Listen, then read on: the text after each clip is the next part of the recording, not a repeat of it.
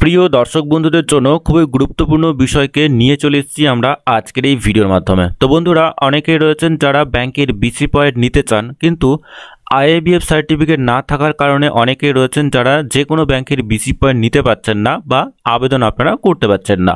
তো সেই সমস্ত বন্ধুদের জন্য বা সেই সমস্ত ভিএলই বন্ধুদের জন্য খুবই গুরুত্বপূর্ণ বিষয়কে নিয়ে চলে এসেছি আমরা আজকের এই ভিডিওর মাধ্যমে। এবং যদি আপনারা এই সমস্ত স্টেপগুলো ফলো করেন, অবশ্যই কিন্তু 100% শিওর যে আপনারা আইএবিএফ এক্সাম পাস করবেন। তো যে সমস্ত বন্ধুরা আপনারা আমাদের সাথে যোগাযোগ করেছিলেন, অনেকেই রয়েছেন যারা সরাসরি ফোন কলের মাধ্যমে এবং হোয়াটসঅ্যাপের মাধ্যমে কিন্তু আমাদের সাথে যোগাযোগ করেছিলেন আইএবিএফ এক্সাম পাস করানোকে নিয়ে, এবং এই বিষয় নিয়ে অনেকেই আমাদের সাথে যোগাযোগ করে থাকেন এবং ব্যাংকের বিসি পয়েন্টকে নিয়েও কিন্তু আমাদের সাথে অনেকেই যোগাযোগ করে থাকেন। এবং সেই বিষয়গুলোকে মাথায় রেখেই আমাদের আজকের এই ভিডিওটি, এবং পরবর্তী স্টেপে আমরা অবশ্যই আরও বেশ কয়েকটি ভিডিও দিতে চলেছি এই আইআইবিএফ রিলেটেড, যাতে সম্পূর্ণ সঠিকভাবে পাস করার পর আপনারা খুব সহজেই যে কোনো ব্যাংকের বিসি পয়েন্টের জন্য আবেদন বা আপনারা কিন্তু খুব সহজেই যে কোনো ব্যাংকের বিসি পয়েন্ট নিতে পারেন। চলুন ইন্টারেস্টিং ভিডিওটি শুরু করা যাক। খুবই গুরুত্বপূর্ণ প্রথম প্রশ্নটি হলো, সেভিংস অ্যাকাউন্টে কাজ করার ক্ষেত্রে কিছু কিছু বাধা আছে। সেটা হলো অপশন ক, ত্রৈমাত্রিক সর্বাধিক কতবার টাকা তোলা যাবে সে ব্যাপারে। অপশন খ, কত পরিমাণ সর্বাধিক টাকা একবার তোলা যাবে এটিএমে। অপশন গ, কত টাকা সর্বাধিক জমা দেওয়া যাবে। এবং অপশন ঘ, উপরিক্ত ক ও খ। তো বন্ধুরা, এখানে সম্পূর্ণ সঠিক উত্তরটি হলো ঘ নাম্বার অপশন, অর্থাৎ উপরিউক্ত খ ও খ। তো বন্ধুরা, আমরা দ্বিতীয় নাম্বার প্রশ্নে চলে এসেছি। ওভারড্রাফট ব্যাংক সাধারণত দিয়ে থাকে অপশন ক, সেভিংস ব্যাংক অ্যাকাউন্টে। অপশন খ, মেয়াদি জমার ক্ষেত্রে। অপশন গ, চালু খাতার ক্ষেত্রে। অপশন ঘ, রেকারিং ডিপোজিট অ্যাকাউন্টে। তো বন্ধুরা, ওভারড্রাফট ব্যাংক সাধারণত দিয়ে থাকে, অবশ্যই সম্পূর্ণ সঠিক উত্তরটি হবে গ নাম্বার অপশন, অর্থাৎ চালু খাতার ক্ষেত্রে। অবশ্যই মনে রাখবেন, চালু খাতার ক্ষেত্রেই ওভারড্রাফট ব্যাংক সাধারণত দিয়ে থাকে। তো বন্ধুরা, পরবর্তী যে প্রশ্ন রয়েছে সেই পরবর্তী গুরুত্বপূর্ণ প্রশ্নে আমরা চলে আসব।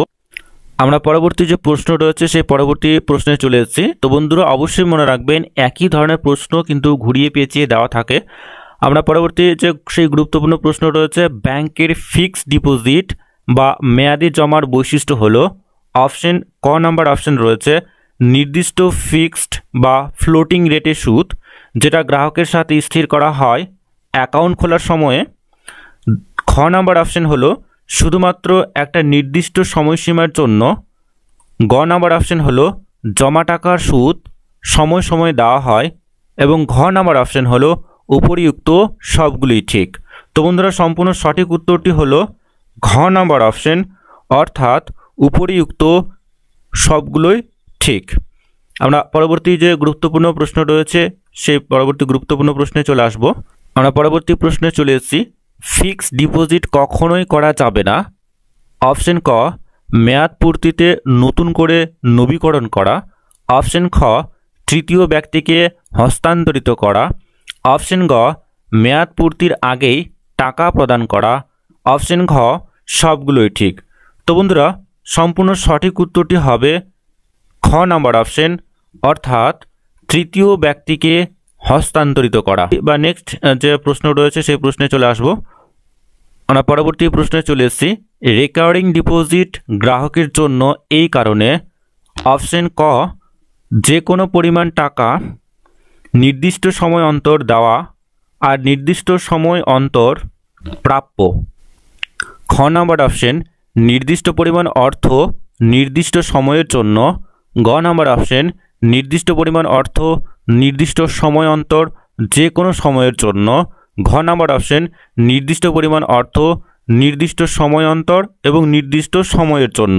তো বন্ধুরা, সম্পূর্ণ সঠিক উত্তরটি হলো ঘ নাম্বার অপশন, অর্থাৎ নির্দিষ্ট পরিমাণ অর্থ নির্দিষ্ট সময় অন্তর এবং নির্দিষ্ট সময়ের জন্য। আমরা পরবর্তী নেক্সট প্রশ্নে চলে এসেছি, ব্যাংকের প্রধান প্রধান কাজ হলো। ক নাম্বার অপশন, আমানত গ্রহণ। খ নাম্বার অপশন, ঋণ দেওয়া এবং ইনভেস্টমেন্ট করা। গ নাম্বার অপশন, নন ফান্ড ব্যবসা এবং টাকা পাঠানো। ঘ নাম্বার অপশন, সবগুলোই ঠিক। তো বন্ধুরা, সম্পূর্ণ সঠিক উত্তরটি হলো অপশন ঘ অর্থাৎ সবগুলোই ঠিক। ব্যাংকের প্রধান প্রধান কাজগুলো যেগুলো রয়েছে, যে সমস্ত অপশনগুলো রয়েছে এখানে সমস্তই ঠিক রয়েছে। আমরা পরবর্তী বা নেক্সট যে প্রশ্ন রয়েছে সেই নেক্সট প্রশ্নে চলে আসবো। তো আমরা পরবর্তী যে প্রশ্ন রয়েছে সেই পরবর্তী প্রশ্নে চলে এসেছি। ডিমান্ড ডিপোজিট বলা হয় যেটা তুলতে হয় অপশন ক অনুরোধ করে, অপশন খ ম্যানেজারের স্বীকৃতি পেলে, অপশন গ দাবি করলে এবং অপশন ঘ বুঝিয়ে বললে। ডিমান্ড ডিপোজিট বলা হয় যেটা তুলতে হয়, সম্পূর্ণ সঠিক উত্তরটি হবে অপশন গ দাবি করলে, অর্থাৎ সম্পূর্ণ সঠিক উত্তরটি হচ্ছে অপশন গ। পরবর্তী প্রশ্নে চলে এসেছি। চালু খাতার জমা টাকার ক্ষেত্রে প্রযোজ্য নয় অপশন ক 100 পাতার বেশি চেক বই দেওয়া, অপশন খ মাসিক খাতার হিসাব বা স্টেটমেন্ট, অপশন গ নগদ টাকা দেওয়া এবং অপশন ঘ সুদ দেওয়া। এখানে সম্পূর্ণ সঠিক উত্তরটি হবে সুদ দেওয়া, অর্থাৎ অপশন ঘ। আমরা পরবর্তী বা নেক্সট যে প্রশ্ন রয়েছে সেই প্রশ্নে চলে আসব। বন্ধুরা আমরা পরবর্তী নেক্সট প্রশ্নে চলে এসেছি এবং আজকের এই ভিডিওর মাধ্যমে আজকের এই লাস্ট কোশ্চেন আমাদের। সেভিংস জমা খাতার ক্ষেত্রে সুদ দেওয়া হয় ড্যাশ জমা টাকা খাতায় 10 তারিখ থেকে শেষ দিন পর্যন্ত জমা, অর্থাৎ এখানে অপশন ক রয়েছে সর্বোচ্চ টাকা, অপশন খ রয়েছে গড় টাকা, অপশন গ রয়েছে ন্যূনতম টাকা, অপশন ঘ রয়েছে মাসের শেষ দিন যে টাকা জমা থাকে। অর্থাৎ সেভিংস জমা খাতার ক্ষেত্রে সুদ দেওয়া হয়, সম্পূর্ণ সঠিক উত্তরটি হবে এখানে খ নাম্বার অপশন, অর্থাৎ গড় টাকা। তো বন্ধুরা আজকের এই ভিডিওর মাধ্যমে বেশ কয়েকটি খুবই গুরুত্বপূর্ণ ইম্পর্টেন্ট কিছু প্রশ্ন এবং উত্তরকে আমরা নিয়ে চলে এসেছি।